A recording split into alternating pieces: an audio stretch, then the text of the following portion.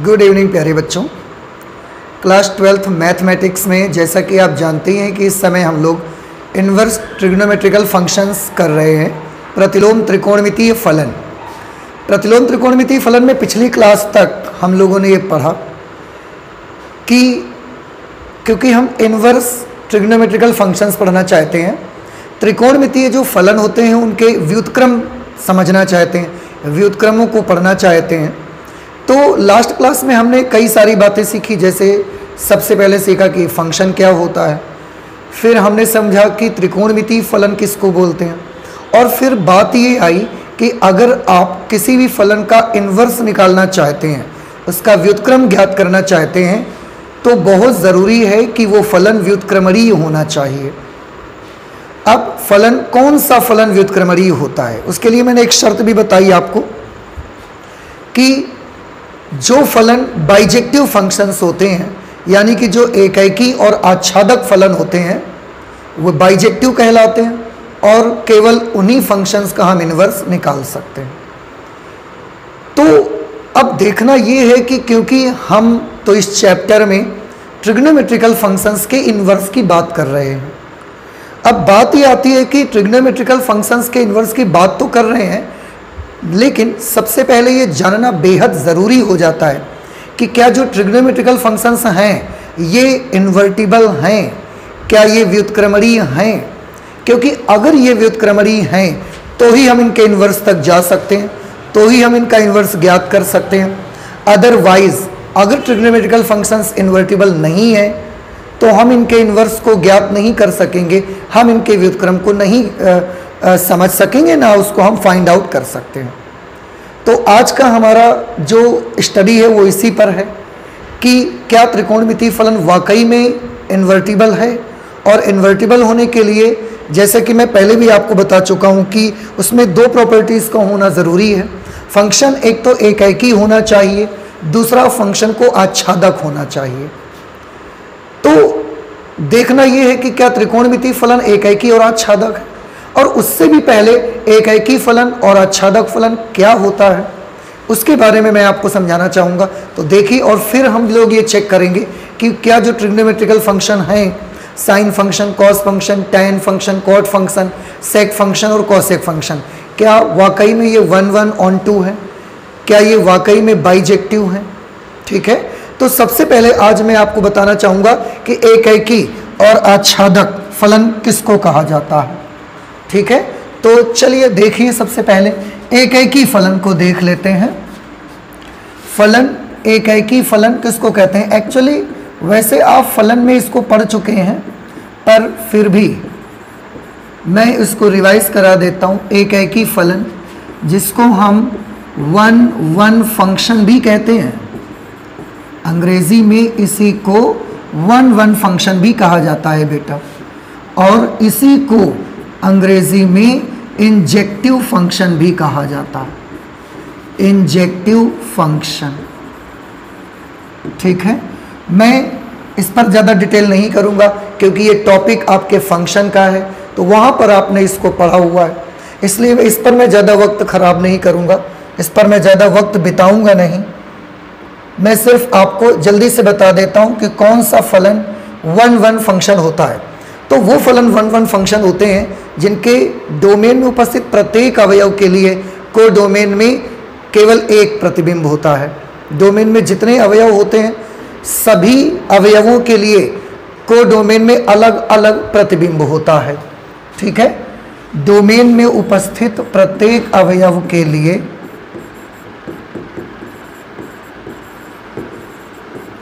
Domain में उपस्थित प्रत्येक अवयव के लिए डोमेन में उपस्थित प्रत्येक अवयव के लिए कोडोमेन में अलग अलग प्रतिबिंब होता है, अलग अलग प्रतिबिंब हो, वो फंक्शन एकाएकी फंक्शन आपका कहलाता है। मैं थोड़ा सा फिगर के माध्यम से आपको समझा देता हूँ। मान लेते हैं कोई फंक्शन है f, ये उस फंक्शन का डोमेन है, और ये उस फंक्शन का कोडोमेन है। ठीक है, डोमेन के elements A B C D हैं, कोडोमेन के एलिमेंट्स 1 2 3 4 5 ऐसे हैं। डोमेन में उपस्थित ए की इमेज मान लिया 1 पर है, बी की 2 पर है, सी की 3 पर है, डी की 4 पर है। आप देखें डोमेन में जितने एलिमेंट हैं सबकी इमेज कोडोमेन में है और अलग अलग जगहों पर है। तो इस प्रकार का जो फलन होगा वो एक ही फलन कहलाएगा।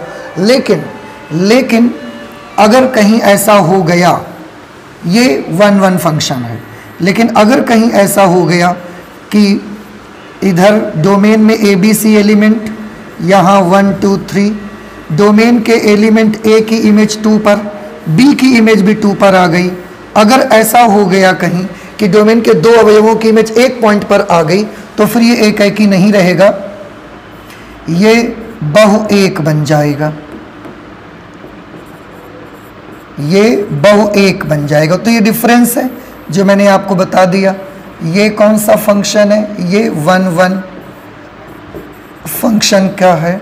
तो अगर डोमेन और कोडोमेन से आप देख रहे हैं तो इस तरीके का कुछ मैपिंग आपको दिखनी चाहिए।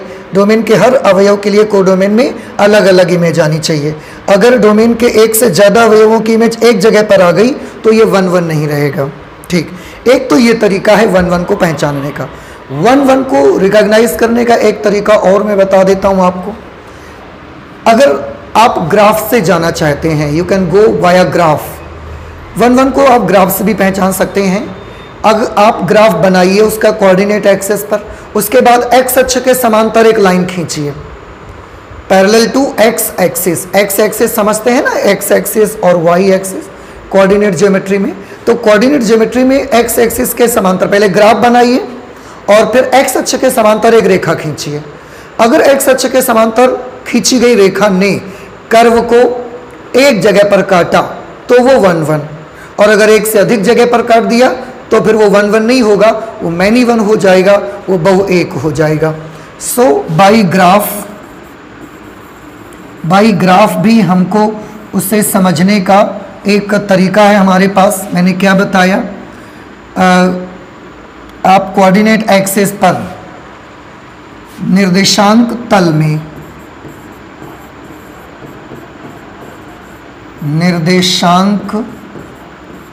में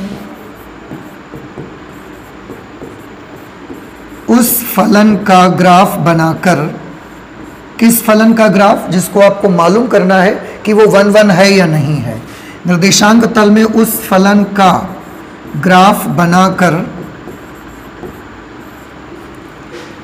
एक्स अक्ष के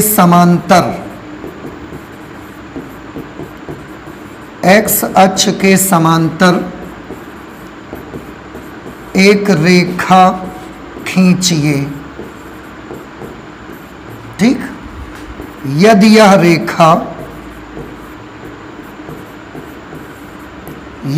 रेखा ग्राफ को एक बिंदु पर काटे तो फलन एकाकी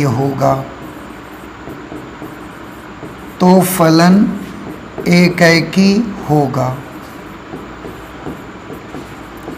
और यदि एक से अधिक बिंदुओं पर काटे, और यदि एक से अधिक बिंदुओं पर काटे, और यदि एक से अधिक बिंदुओं पर काटे तो फलन एकाकी नहीं होगा, अर्थात बहुएक होगा। तो फलन बहुएक, जिसे आप मैनी 1 कहते हैं, बहुएक होगा। तो किसी भी फलन को एकाकी है कि वो बहुएक है, इसको पहचानने का मेरे प्यारे बच्चों हमारे पास ये 2 तरीके हैं। बड़े सिंपल और बड़े क्लियर मेथड है। आच्छादकता पहचानने का ये तरीका है कि मैं आपको यहीं से बता देता हूँ। आच्छादक ये पहचानने का तरीका है, अगर कोडोमेन का प्रत्येक अवयव डोमेन के किसी न किसी अवयव की इमेज हो तो वो आच्छादक है, और अगर कोडोमेन का कोई भी एक भी अवयव अगर ऐसा आ जाए जो डोमेन के किसी भी अवयव की इमेज नहीं है तो फिर फलन आच्छादक नहीं होगा। जैसे यहाँ जो फिगर आप देख रहे हैं इसमें कोडोमेन में एक एलिमेंट है 5, आप देख रहे हैं ये एलिमेंट डोमेन के किसी भी एलिमेंट की इमेज नहीं है, तो कोडोमेन का एलिमेंट 5 डोमेन के किसी भी एलिमेंट की इमेज नहीं है, इसका मतलब कोडोमेन में अवयव छूट रहे हैं। देखिए डोमेन में अगर छूटे तो वो फलन ही नहीं होगा, डोमेन में अगर छूट गए तो वो फलन ही नहीं होगा, पर कोडोमेन में अगर छूट गए तो वो अंतरक्षेपी हो जाएगा। और अगर कोडोमेन का प्रत्येक अवयव डोमेन के किसी न किसी अवयव का प्रतिबिंब है तो फिर वो आच्छादक होगा। तो आच्छादक की बात मैं कर रहा हूँ। आच्छादक होने के लिए क्या जरूरी है कि कोडोमेन का प्रत्येक अवयव डोमेन के किसी न किसी अवयव की इमेज होना ही चाहिए। अब यहाँ पर 5 डोमेन के किसी भी अवयव की इमेज नहीं है, इसलिए ये जो फिगर आप देख रहे हैं इसलिए जिस भी फंक्शन का होगा वो फंक्शन आच्छादक नहीं है, वो अंतरक्षेपी फलन है। ठीक है, तो अभी मैंने आपको बताया कि किसी भी फलन को एकैकी या अंतरक्षेपी आच्छादक, क्योंकि हमें सिर्फ एकैकी और आच्छादक से मतलब है, इसलिए केवल एकैकी और आच्छादक के बारे में मैंने जिक्र किया है। एकैकी के लिए ये दो चीज़ें आप देख सकते हैं, ग्राफ यहाँ से भी जा सकते हैं, मैपिंग से, और ग्राफ से भी देख सकते हैं। आच्छादक के लिए कोडोमेन का कोई भी एलिमेंट छूटना नहीं चाहिए। ओके, नाउ आई होप कि आपको ये चीज़ समझ में आ गई होगी। तो अब चलते हैं और देखते हैं क्या त्रिकोणमितीय फलन वाकई में एकैकी और आच्छादक हैं। अगर वो एकैकी, क्यों? क्योंकि हमारी पूरी की पूरी स्टडी इसी पर तो डिपेंड है कि अगर त्रिकोणमितीय फलन एकैकी या आच्छादक हैं, अगर ट्रिग्नोमेट्रिकल फंक्शन 1 1 on 2 हैं, बाइजेक्टिव हैं, तो वो इन्वर्टिबल होंगे और तभी हम उनके इन्वर्स की बात करेंगे, अदरवाइज हम इन्वर्स की बात नहीं कर सकते उनके। ठीक है, ओके, सो लेट्स मूव, देखते हैं नेक्स्ट पेज पर आ जाते हैं अब हम लोग। तो मैंने आपको बताया कि साइन फंक्शन, पहले साइन फंक्शन ही देख लेते हैं। ठीक है, ओके, पहले साइन फंक्शन ही देख लेते हैं और उसको देख लेते हैं कि वो एकैकी आच्छादक है या नहीं है। ओके, चलिए देखें। मान लिया हमारे पास फंक्शन है f(x) is equal to sine x। अब साइन x को देखना ये है कि क्या ये एकैकी और आच्छादक फलन है। तो देखिए साइन x का आप चाहे जैसे जा सकते हैं। साइन x में आप चाहे जिस तरह से चाहे आप मैपिंग के जरिए से, जैसे मैंने यहाँ पर आपको बताया था, यहाँ से आप देख सकते हैं, या आप जैसे कि मैंने ये बताया था आपको ग्राफ बनाकर देख सकते हैं। तो दोनों माध्यमों से मैं आपको दिखा सकता हूँ कि वो एकैकी है या नहीं है, फिर ये देखेंगे वो आच्छादक है या नहीं है। ठीक है, ओके। तो साइन फंक्शन सबसे पहले मैं आपको दिखाता हूँ, मैपिंग से देख लीजिए। इसके लिए यहाँ पर मैं ये डोमेन और कोडोमेन बना लेता हूँ। इसको डोमेन कहा जाता है जो हम यहाँ पर ये फिगर बनाते हैं लेफ्ट साइड में, और ये जो फिगर बनाया जाता है इसको हम बोलते हैं कोडोमेन। आपको याद होगा कि साइन फलन का जो डोमेन होता है, मैं आपको याद दिलाता हूँ, लास्ट क्लास में मैंने सारे त्रिकोणमितीय फलनों के डोमेन और रेंज आपको बताए थे। तो साइन फलन का जो डोमेन होता है the set of all real number, और उसकी जो रेंज होती है वो क्लोज्ड इंटरवल फ्रॉम -1 to +1 तक ही होती है। डोमेन में सारे रियल नंबर लिए जाएंगे, रियल नंबर या एंगल्स को रेडियन में लेंगे तो वो भी तो वही चीज़। तो अब यहाँ पर कुछ एंगल ले लेते हैं, जैसे बहुत सारे रियल नंबर आएंगे, पर मैं स्टार्ट करता हूँ -π/2, फिर 0, फिर π/2 और पाई। बहुत सारे और भी एंगल इसके ऊपर भी होंगे, नीचे भी बहुत सारे एंगल होंगे, पर मुझे तो सिर्फ इतना समझना है ना कि जो साइन फंक्शन है त्रिकोणमितीय फलनों में, जो साइन फलन है ये एकैकी आच्छादक है कि नहीं है, क्योंकि उसी से मैं और भी आगे के बारे में बता सकता हूँ। एक्चुअली मैं एक एक फलन को आपको दिखाऊंगा, कसम से कह रहा हूँ, एक एक फंक्शन को मैं दिखाऊंगा कि वो एकैकी आच्छादक है या नहीं है, और इसके बाद ही हम उसके इन्वर्स का जिक्र करेंगे। ठीक है ना, लेकिन अब एक साथ तो नहीं दिखा सकते मेरे प्यारे बच्चों, तो एक ही एक करके दिखाएंगे। अभी साइन का देखो, फिर कॉस का देखेंगे, फिर टैन का, कॉट का, सेक का, कोसेक का देखेंगे। एक एक करके। ओके, तो देखिए ये डोमेन और ये कोडोमेन, कोडोमेन में -1 से +1 तक के नंबर आ रहे हैं। अब आप देखो, अगर ये उसकी रेंज है, ठीक है, अगर मैं रियल नंबर की बात करता हूँ, रियल नंबर्स की, तो यहाँ भी बहुत सारे रियल नंबर आपको मिलेंगे।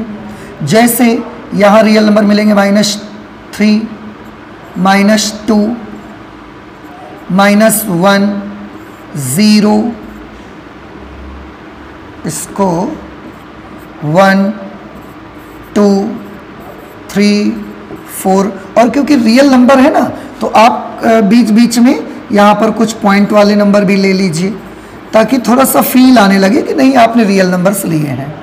यहाँ पर आप ले सकते हैं -3.7, 2-4 ले लीजिए, क्योंकि सारे रियल नंबर तो हम कभी नहीं ले सकेंगे। बस इतने से मैं आपको दिखा देता हूँ, and you will understand that the sine function और the first trigonometrical function which is sine function is bijective और नॉट। आपको यही से पता लग जाएगा। थोड़ा ध्यान से देखिए और बताइए कि अगर x की जगह मैं 0 लिख दूंगा तो फंक्शन की वैल्यू क्या आएगी। अगर x की जगह 0 लिखेंगे तो साइन 0 आएगा, और साइन 0 की वैल्यू बेटा क्या होती है, 0। तो 0 की इमेज कहाँ पर आएगी, 0 पर। ओके, π/2, साइन π/2 की वैल्यू क्या होती है, सबको पता है, साइन π/2 यानी कि साइन 90 की वैल्यू 1 होती है। ठीक है, ओके, साइन पाई की वैल्यू, अगर पाई लिखेंगे तो क्या आएगी उसकी वैल्यू, साइन 180, साइन 180 का मान फिर से 0 होता है, ये 0 पे आएगा। देखो, अगर थोड़ा इधर आ जाते हैं, साइन -π/2, साइन π/2 की वैल्यू 1 होती है, साइन -π/2 की वैल्यू -1 आ जाएगी, -1। साइन -π की वैल्यू, साइन -π की वैल्यू फिर से 0 के बराबर आ जाएगी। अब इतना देखते ही आपको अंदाज़ा लग जाना चाहिए। यहाँ पर मैंने आपको बताया था कि अगर फंक्शन एकाएकी होगा, अगर एकाएकी होगा तो डोमेन के हर एक अवयव का प्रतिबिंब अलग अलग, कोडोमेन में अलग अलग प्रतिबिंब हो। लेकिन अब यहाँ पर आप देखिए, मैंने बड़े थोड़े से एलिमेंट्स लिए हैं, पूरे एलिमेंट्स रियल नंबर का सेट है, नहीं ले सकता, मैं आपको बार बार कहूँगा, आप भी नहीं ले पाओगे, कोई नहीं ले सकता। आप सोचे कि हम नहीं ले पा रहे ना, कोई नहीं ले सकता। रियल नंबर का सेट बेटा इतना बड़ा होता है, उसके सारे एलिमेंट्स को ले पाना it is very difficult, it is impossible. तो आप देख सकते हैं यहाँ पर -π का इमेज 0 पर, 0 का इमेज भी 0 पर, पाई की इमेज भी 0 पर। डोमेन के जो सामने दिख रहे हैं उनमें अगर बात मैं करूँ तो 3 एलिमेंट अभी मुझे दिख रहे हैं फिलहाल, जिनकी इमेज एक ही जगह पर पड़ रही है जाकर के। तो डोमेन के जो दिखने वाले हैं उनमें से 3-3 अवयवों की इमेज एक जगह पर आ रही है। अगर मैं और इधर से इधर तक लिख दूं ना नंबर, तो डोमेन के असंख्य एलिमेंट्स ऐसे आएंगे जिन सब की इमेज 0 पर पड़ जाएगी। इसको देखकर आप क्या बता सकते हैं कि ये फलन एकाएकी नहीं है। So very important point I am going to write here that sine function, I am sorry, sine function, sine function is not 1-1, मतलब साइन फलन एकाएकी नहीं है, मुझे दिख गया यहां से। ओके, दूसरी चीज, क्या ये आच्छादक है? तो अगर आप इसकी रेंज में बात करोगे, -1 to 1 में अगर बात करोगे, केवल -1 और +1 के बीच में, तब तो ये सारी वैल्यू एक्वायर कर लेगा और ये आच्छादक बन जाएगा। लेकिन अगर आप पूरे रियल नंबर की बात करें तो पूरे रियल नंबर में ये सब एलिमेंट्स इसके छूट जाएंगे। क्यों? क्योंकि साइन की मिनिमम वैल्यू -1 होती है और मैक्सिमम वैल्यू +1 होती है। तो -1 से नीचे के नंबर नहीं आएंगे, +1 के ऊपर के नंबर भी नहीं आएंगे। तो अगर रियल से रियल में बात करेंगे तो ये हमारा फलन जो है ना, ये ऑनटू भी नहीं है, ये आच्छादक भी नहीं है। आई होप कि ये चीज़ आपको समझ में आ रही है। अगर रियल से रियल की बात करेंगे आप, तो रियल से इसकी बात करोगे तो आच्छादक है।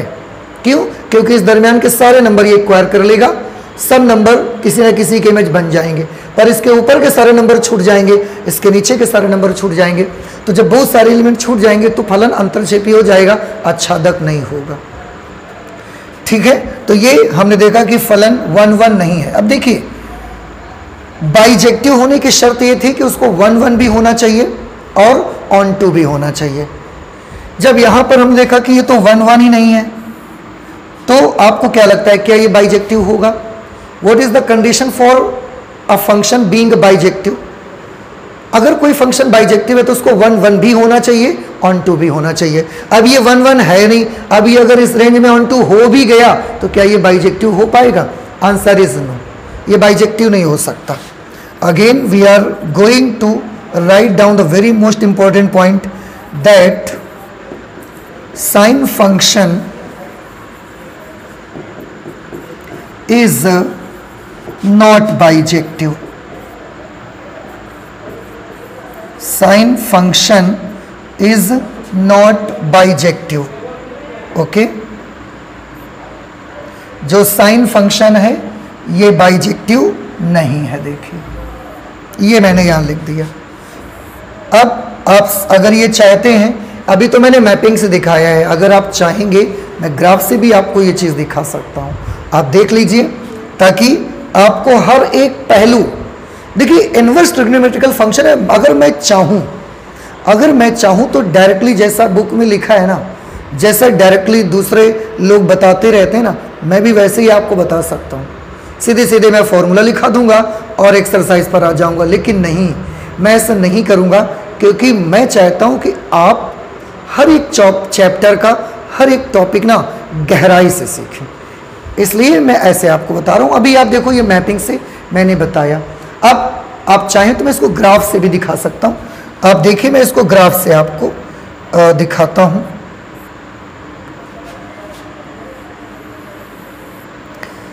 साइन को ही दिखा रहा हूँ मैं, अभी बाकी त्रिकोणमितीय फलनों की बात नहीं कर रहा, साइन को ही दिखा रहा हूँ। साइन का ग्राफ कैसे बनता है आपको मालूम होगा।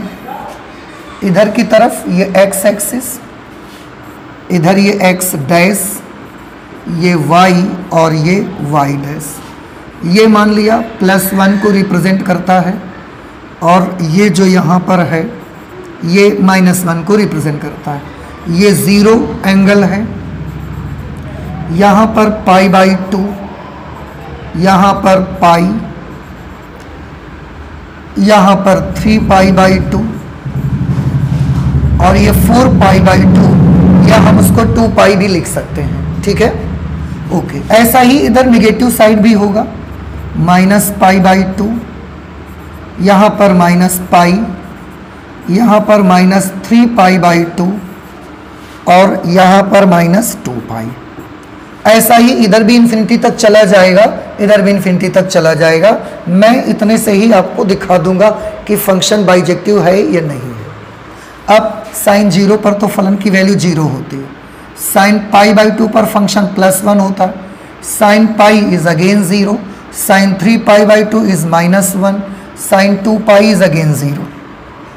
Similarly in the left hand side sine 0 is 0, sine -π/2 is -1, okay, sin -π is 0, sin -3π/2, इसके लिए आप यहाँ पर +1 पर आ जाएंगे, और sin -2π के लिए फिर ये 0 पर आ जाएगा। अब ये जितने भी पॉइंट्स मैंने यहाँ बनाए हैं, अगर इन सारे पॉइंट्स को आप स्मूथली मिलाएंगे, ऐसा स्ट्रेट लाइन नहीं बनाना है, स्मूथ कर्व बनाना है। स्मूथ कर्व बनाना है मतलब ऐसे इसको मिलाना है, ऐसे इसको इधर लेते आए, ऐसे ऐसे इसको मिलाना, तो ये जाके कहीं साइन का कर्व बनेगा। इसको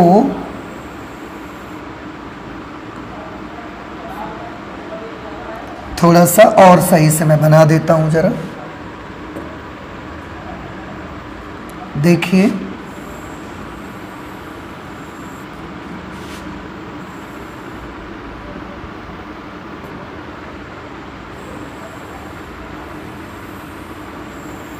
इस तरीके का कर्व ये आ जाएगा।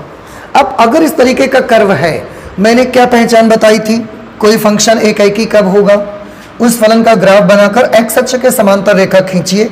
यदि रेखा ग्राफ को एक बिंदु पर काटे तो फलन एकाएकी होगा, और अगर एक से अधिक बिंदुओं पर काट दे तो फलन बहुएक हो जाएगा। क्या लगता है आपको क्या लगता है आपको अगर यहाँ पर आप एक्स अक्ष के समांतर रेखा खींच देंगे? देखिए मैं खींच रहा हूँ, this is a line which is parallel to X axis. आप ऊपर साइड खींचिए, नीचे साइड खींचिए, कोई मैटर नहीं करता, हमको बस इतना देखना है कि 1 1 है कि नहीं। आप देखें ये जो लाइन आपने खींची ना, इस लाइन ने मेरे बच्चों देखो इस कर्व को, जितना कर्व मैं देख रहा हूँ उसको ही 4 जगह काट दिया भाई। अब अगर 4 जगह काट दिया, एक से ज़्यादा बिंदुओं पर काट दिया, तो आपको क्या लगता है क्या ये साइन फंक्शन एकाएकी बना? नहीं बना। तो फिर से वही बात आ गई ना, therefore sin function is not 1 1. Again we can write here by graph. By graph में लिख सकता हूं that sin function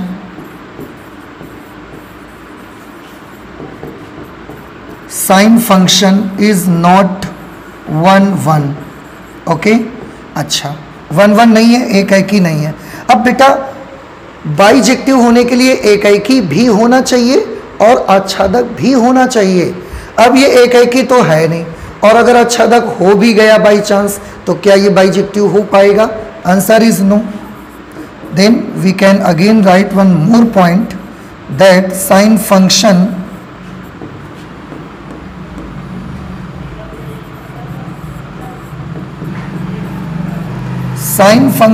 is not bijective.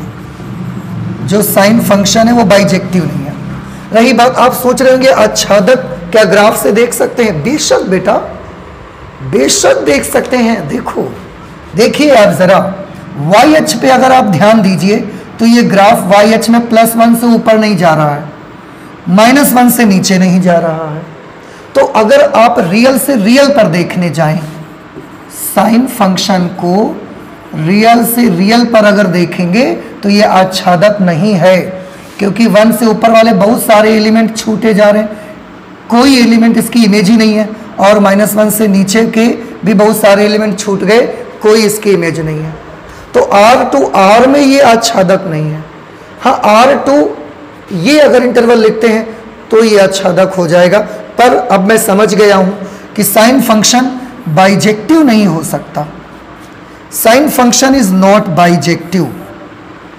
इसी तरीके से मैं कॉस का बनाऊंगा, टेन का, कॉट का, सेक का, कॉसेक का, मैं सबके ग्राफ बना के आपको दिखाऊंगा, और आपको ये करके मैं दिखा सकता हूं, मैं प्रूव कर सकता हूं that all trigonometrical functions are not bijective, कि सारी जो त्रिकोणमितीय फलन है वो बाइजेक्टिव नहीं है। अभी केवल एक मैंने बनाया है, मैंने पहले भी बोला एक साथ सारे फलनों का तो हम नहीं दिखा सकते, आपको एक एक करके दिखाएंगे।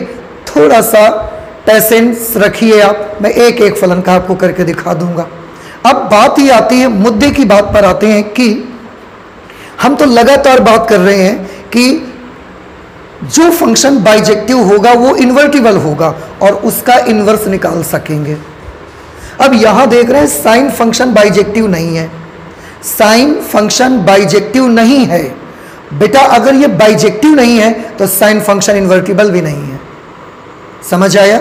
और अगर ये इन्वर्टिबल नहीं है, अगर ये इन्वर्टिबल नहीं है तो यही तो सबसे बड़ी इस चैप्टर की प्रॉब्लम है कि जब त्रिकोणमितीय फलन बाइजेक्टिव नहीं है, इसका मतलब है त्रिकोणमितीय फलन इन्वर्टिबल नहीं है, व्युत्क्रमणीय नहीं है। और अगर त्रिकोणमितीय फलन व्युत्क्रमणीय नहीं है तो आप कैसे त्रिकोणमितीय फलनों की व्युत्क्रम की बात कर रहे हो? थोड़ा सा ठंडे दिमाग से सोचिए और जरा इसको जोर डालने की कोशिश करिए अपने दिमाग में, मैं क्या बताना चाहता हूं आपको। याद करिए, सबसे शुरू में मैंने आपको बताया कि जो फंक्शन बाइजेक्टिव होंगे केवल वही फंक्शन इन्वर्टिबल होंगे और उन्हीं का इन्वर्स ज्ञात किया जा सकता है। आज मैं प्रूव करके आपको दिखा रहा हूं that sine function is not bijective and I can prove that all the trigonometrical functions are not bijective. सारे त्रिकोणमितीय फलन बाइजेक्टिव नहीं है यार। अगर सारे त्रिकोणमितीय फलन बाइजेक्टिव नहीं है तो सारे त्रिकोणमितीय फलन इन्वर्टिबल भी नहीं है, सिंपल। और अगर सारे त्रिकोणमितीय फलन इन्वर्टिबल नहीं है तो फिर हम इन त्रिकोणमितीय फलनों के इन्वर्स की बात कैसे कर रहे हैं? तो क्या चैप्टर ही गलत है यार? सॉरी, आई होप कि अब आपको प्रॉब्लम समझ में आ रही होगी कि एक्चुअली चल क्या रहा है यहां सब कुछ, ठीक है? तो अगर ये चीज मेरे प्यारे बच्चों आप सभी को समझ में आ गई है तो आप जान गए होंगे कि हम इनका इन्वर्स नहीं ज्ञात कर सकते। अगर नहीं ज्ञात कर सकते तो क्या हम चैप्टर का पढ़ना छोड़ दें? Answer is no.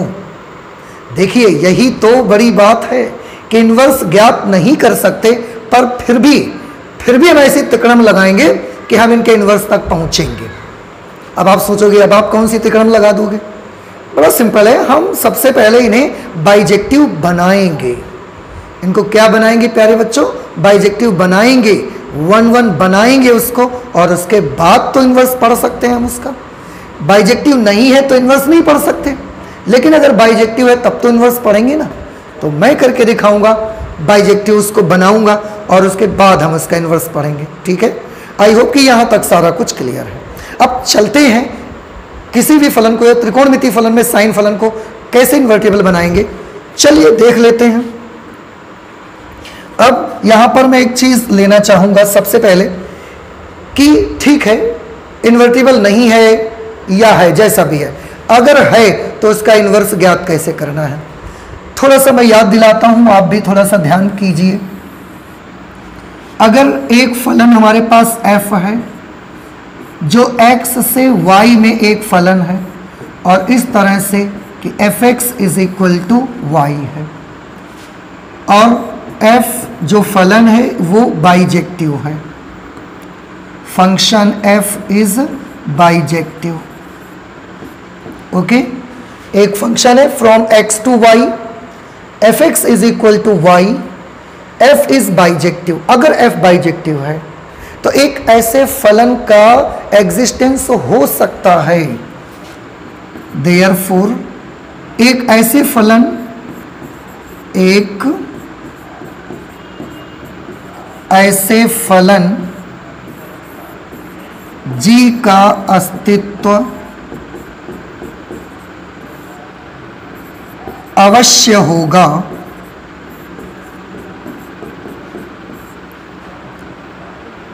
जो, देखो किस प्रकार का फलन होगा जी, उसका डोमेन होगा इसका कोडोमेन, और उसका जो रेंज होगा वो इसका डोमेन। देखो अगर f बाइजेक्टिव है तो एक ऐसे फलन g का अस्तित्व अवश्य होगा जिस फलन का जो डोमेन होगा वो इसकी रेंज होगी, और इस फलन का जो कोडोमेन होगा वो इसका डोमेन बन जाएगा, उल्टा हो जाएगा। ठीक, और इसको हम क्या लिख सकेंगे? इसको हम लिख सकेंगे जी वाई ऑफ एक्स लिख सकेंगे, और इसी को हम बोलेंगे कि ये है f का इन्वर्स, f इन्वर्स y भी आप इसी को लिखोगे। इसको थोड़ा सा हम और क्लियरली लिख देते हैं जरा, ठीक है ना। g of y is equal to x and x is the inverse of f। ठीक है, तो ये जो जी वाई फलन होगा यही f का इन्वर्स होगा, यानी कि अगर f बाइजेक्टिव है तो g एक ऐसा फलन होगा जिसका डोमेन f की रेंज बनेगी और जिसका कोडोमेन f का डोमेन बन जाएगा। उस फलन को हम f का इन्वर्स कहा करेंगे। ठीक है ना, ये चीज आपको ध्यान रखनी है। अब हम एक एक फंक्शन को लेते हैं और उसके इन्वर्स की चर्चा करेंगे कि कैसे आखिरकार उसको बाइजेक्टिव बनाएंगे। तो आज मैं आपको साइन फंक्शन को केवल करके दिखाऊंगा, बाकी फलनों को भी हम करेंगे पर आगे आने वाली क्लासेस में करके दिखाएंगे। पहले आप साइन फलन का देख लीजिए। इन्वर्स ऑफ, देखें, inverse of sine function, inverse of sine function. Sine function के इन्वर्स को मैं आपको बताऊं, आर्क साइन फंक्शन भी कह सकते हैं, आर्क साइन फंक्शन। ये भी आप लैंग्वेज याद रखिए कि इन्वर्स फंक्शन अगर कोई है तो उसको हम आर्क लगा के भी बोलते हैं। जैसे साइन का इन्वर्स है तो उसको आर्क साइन, कॉस का इन्वर्स होगा तो उसको आर्क कॉस, इस तरीके से।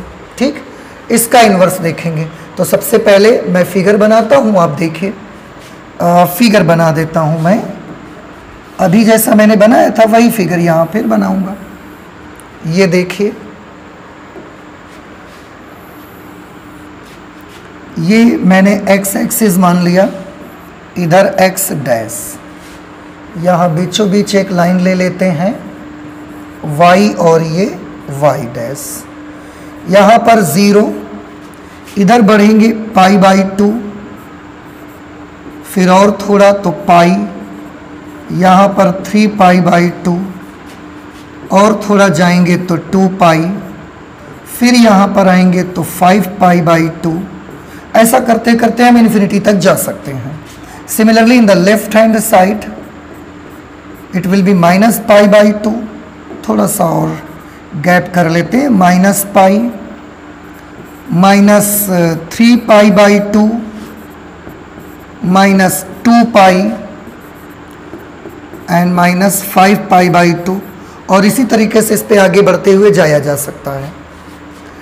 मैं केवल इतने से ही आपको दिखाऊंगा बना करके, ठीक है। इसको थोड़ा सा हम ऊपर ही ले लेते हैं, नीचे रखना पड़ेगा बेटा आपको। एक्चुअली क्या है ना, इधर +1 -1 लेना पड़ेगा, तो इसको मैं ले लेता हूँ +1 और इसको मैं ले लेता हूँ -1। ग्राफ फिर से वैसे ही, π/2 पर +1, π पर 0, 3π/2 पर -1, 2π पर 0, 5π/2 पर +1। तो इधर का अगर आप ग्राफ बनाएंगे तो वो ग्राफ इस तरीके का ऐसा आ जाएगा।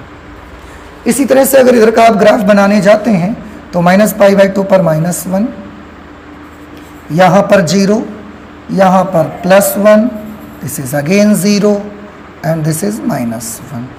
अगर इधर का आप ग्राफ बनाएंगे तो वो इस तरीके का आ जाएगा ऐसा। तो ये साइन का ग्राफ है। इसी तरीके से इन्फिनिटी तक ये इधर चला जाएगा लेफ्ट राइट साइड पे, और इसी तरह से इन्फिनिटी तक लेफ्ट पे चला जाएगा। अभी अभी हमने देखा पिछले पेज पर कि ये जो साइन फंक्शन होता है ये बाइजेक्टिव नहीं होता, क्योंकि ये इस डोमेन और इस रेंज पर आच्छादक तो होता है, एक ही नहीं है। सॉरी, इस पर तो एक ही भी नहीं, आच्छादक भी नहीं। हम इसकी बात करेंगे, हम इसकी बात करेंगे। इस पर एक ही नहीं है पर आच्छादक है, क्योंकि सारे पॉइंट्स को कवर कर लेता है, -1 और +1 के बीच के। तो एक ही नहीं है, हम उसको एक ही बनाना चाहते हैं। अब थोड़ा ध्यान से देखिएगा, पूरा ले लेंगे तो एक ही तो नहीं है। मैं यहाँ पर थोड़ा सा लिखता हूँ, आप जरा देखिए, पूरी यही डिटेल रहा करेगी। जो साइन फंक्शन है आपका, जिसका domain the set of all real number है, और जिसका को डोमेन -1 से +1 क्लोज्ड इंटरवल पे है, इसमें आप इसे ऐसे लिख सकते हैं, sin x = y is not bijective. ये इस डोमेन और कोडोमेन में बाइजेक्टिव नहीं है, इज नॉट बाइजेक्टिव। अब अगर बाइजेक्टिव नहीं है तो हम इसके इन्वर्स की बात भी नहीं कर सकते, छोड़ो। तो हम इसको बाइजेक्टिव बनाना चाहते हैं।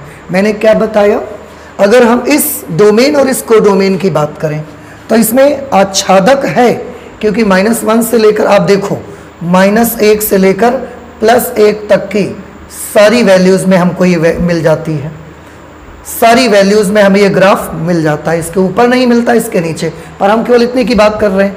तो सारी इमेजेस इसमें मिल जाएंगी मुझे, मतलब कोडोमेन में जितने एलिमेंट मिलेंगे वो सब डोमेन के किसी न किसी अवयव की इमेज बन जाएंगे। बस प्रॉब्लम ये है कि एक ही नहीं है। ये एक ही कैसे बनाया जाए, उसके लिए देखिए मैं आपको एक चीज़ बताना चाहूँगा, ध्यान से देखिएगा। अगर मैं ग्राफ का देखो, मैं ग्राफ का कुछ हिस्सा यहाँ से हटाने वाला हूँ। क्यों? क्योंकि प्यारे बच्चों, अभी आपने देखा कि पूरा एक ही नहीं है, आच्छादक है। इसकी मैं बात कर रहा हूँ, आप रियल से रियल पे मत सोचिए, मैं इसकी बात कर रहा हूँ। तो एक ही नहीं है पर आच्छादक है, तो मुझे केवल और केवल क्या बनाना पड़ेगा, उसको एक ही बनाना है केवल उसको। आच्छादक तो है, एक ही बन जाए तो हमारा काम बन जाएगा। एक ही बनाने के लिए मैं इसका कुछ पोर्शन यहाँ से हटाऊंगा। अब देखिए कि मैं कौन सा पोर्शन यहाँ से हटाना चाहता हूँ, गौर कीजिएगा।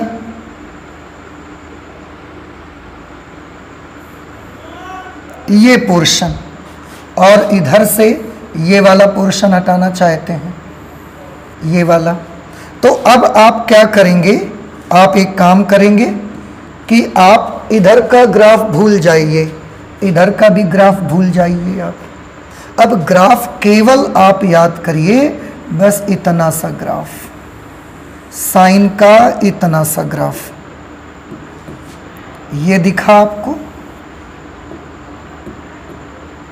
इतना सा ग्राफ आप देखिए, इतना सा, कहां से कहां तक, -π/2 से लेकर +π/2 तक के बीच का ग्राफ देखिए। राइट साइड भूल जाइए, लेफ्ट साइड आप भूल जाइए। तो मैं आपसे ये कहना चाहूंगा, मैंने बोला था ना कि ये फंक्शन बाइजेक्टिव नहीं है। बाइजेक्टिव क्यों नहीं है? क्योंकि ये इस डोमेन और कोडोमेन में 1 1 नहीं है, ये एक ही नहीं है। तो मैंने बोला था कि मैं इसको बाइजेक्टिव बना के दिखाऊंगा आपको, और आप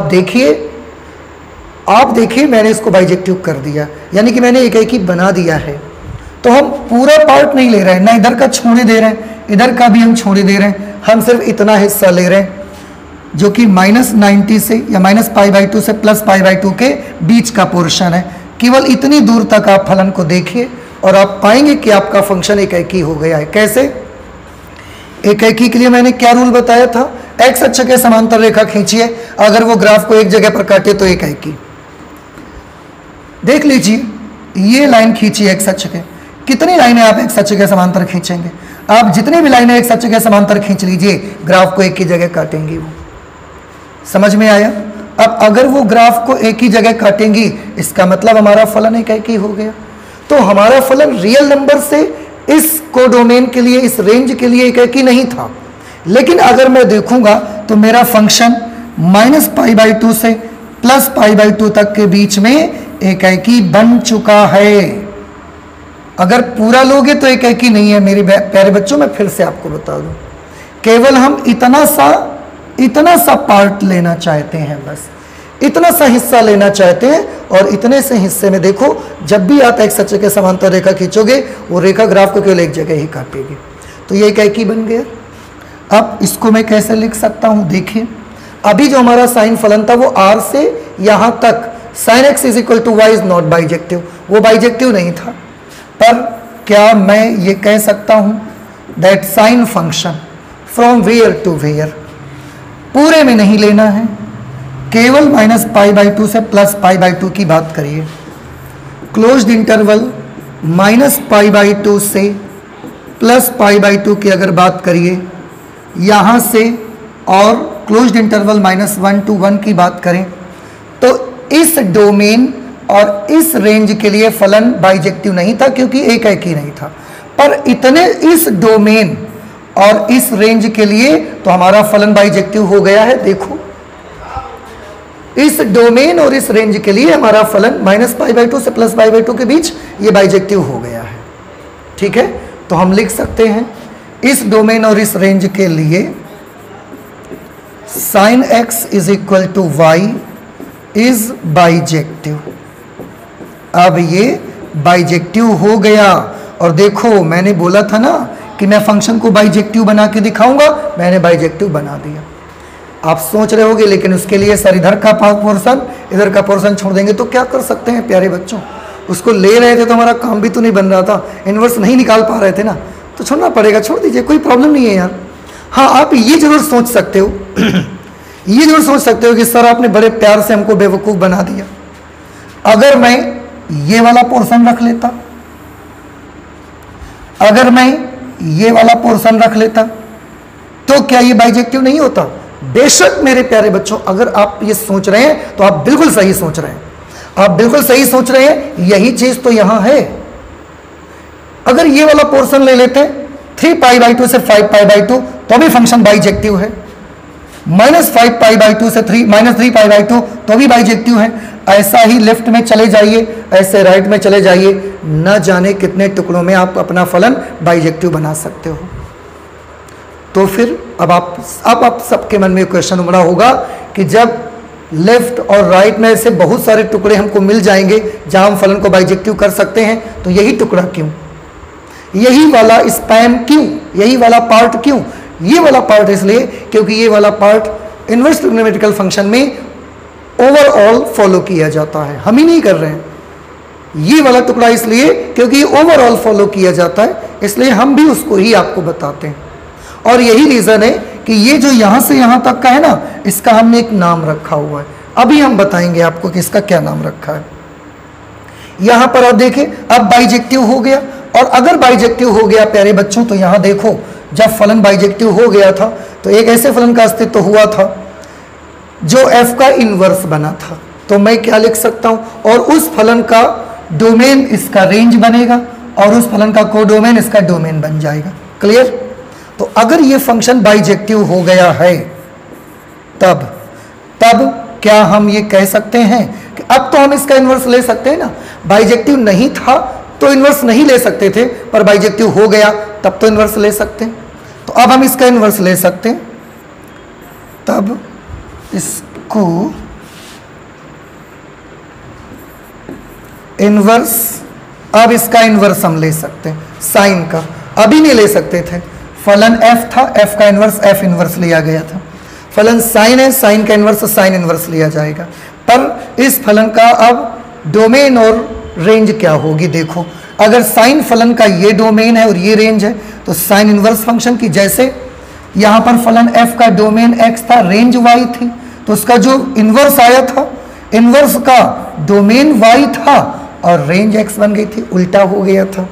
तो साइन इन्वर्स फंक्शन का डोमेन क्या होगा, आंसर है जो साइन फलन का रेंज होगा, क्लोज्ड इंटरवल फ्रॉम -1 to +1, ये साइन फलन का डोमेन हो गया। तो साइन फलन की रेंज क्या होगी, साइन फलन की ये रेंज बन जाएगी -π/2 to +π/2, बट याद रहे क्लोज्ड इंटरवल के अंदर।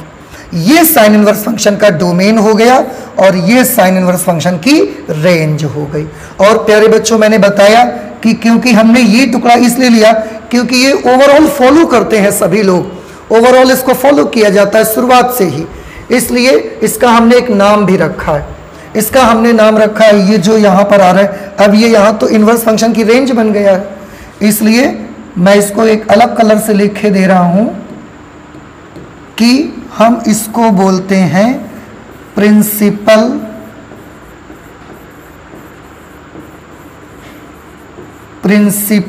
वैल्यू रेंज कहते हैं।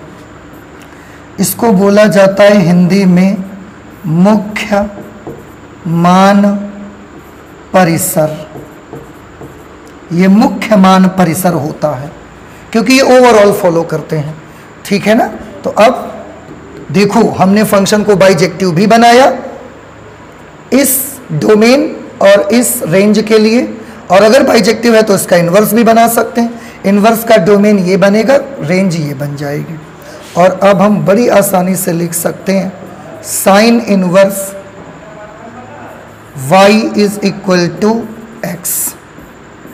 देखिए साइन x बराबर y था ना, तो हम इसको लिख सकते हैं sine inverse y is equal to x। देखो fx बराबर y था ना, तो x बराबर f इनवर्स y, x बराबर f इनवर्स y।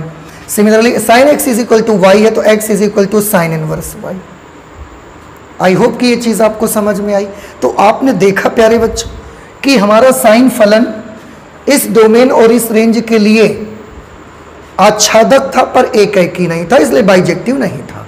तो मैंने उसमें उसके ग्राफ में एक टुकड़ा ले लिया, उस टुकड़े पर मैंने उसको बना के देखा, वो मुझे बाइजेक्टिव मिला। तो साइन फलन पूरे में बाइजेक्टिव नहीं है, पर -π/2 से +π/2 अगर उसका डोमेन ले लें और ये उसकी रेंज है, तो उसमें ये साइन फलन बाइजेक्टिव है। और अगर बाइजेक्टिव है तो अब तो इसके इन्वर्स का अस्तित्व हो सकता है। अगर इन्वर्स का अस्तित्व हो सकता है तो साइन इन्वर्स फलन आएगा और उसका डोमेन ये बन जाएगा और ये रेंज बन जाएगी। इसको बोलते हैं प्रिंसिपल वैल्यू रेंज, मुख्य मान परिसर। और साइन इन्वर्स फलन को लिखा जा सकता है sine inverse y is equal to x।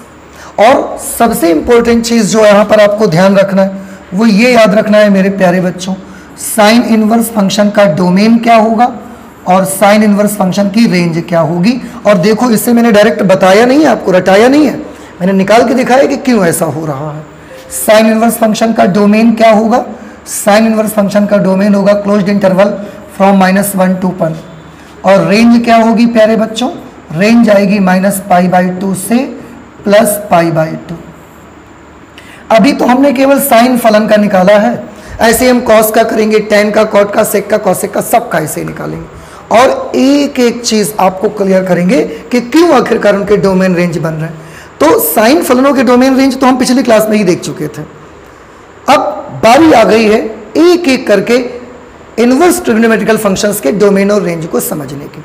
इसको आपको याद भी करना है, ऐसा नहीं कि निकाल कर रख लिया बस काम खत्म हो गया, आपको याद भी रखना है, ठीक है ना। और ये पूरा बेसिक आपको समझना है। तो आज हम लोगों ने क्या सीखा, एकाकी फलन क्या होता है, कैसे उसकी पहचान करते हैं, फिर साइन फंक्शन एकाकी है कि नहीं है, बाइजेक्टिव है कि नहीं, यहाँ पर ये बताया। अगर बाइजेक्टिव नहीं है तो इन्वर्स कैसे निकालेंगे, इम्पॉसिबल हो गया, लेकिन मैंने बोला कि मैं बाइजेक्टिव बनाऊंगा और मैंने करके दिखाया। उसके लिए भले मैं पूरा नहीं ले सका, छोटा सा टुकड़ा ही लेना पड़ा मुझे।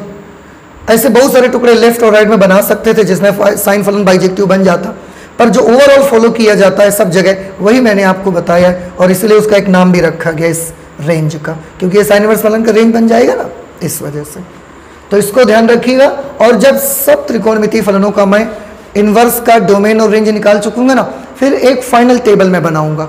जैसे त्रिकोणमितीय फलनों की एक टेबल बनाई थी मैंने, जिसमें डोमेन रेंज लिखी थी मैंने, और यहाँ पर भी मैं जब सब इनवर्स फंक्शन के निकाल चुकूंगा त्रिकोणमितीय फलनों के, तो फिर से एक फाइनल में टेबल बनाऊंगा। उसमें जितने इनवर्स त्रिकोणमितीय फलन होंगे, इनवर्स ट्रिग्नोमेट्रिकल फंक्शंस होंगे, उनके डोमेन और रेंज में उसमें लिखूंगा। तो वो एक जगह होगा ना, तो आपको ज़्यादा आसानी से याद करना ईजी लगेगा आपको, ठीक है।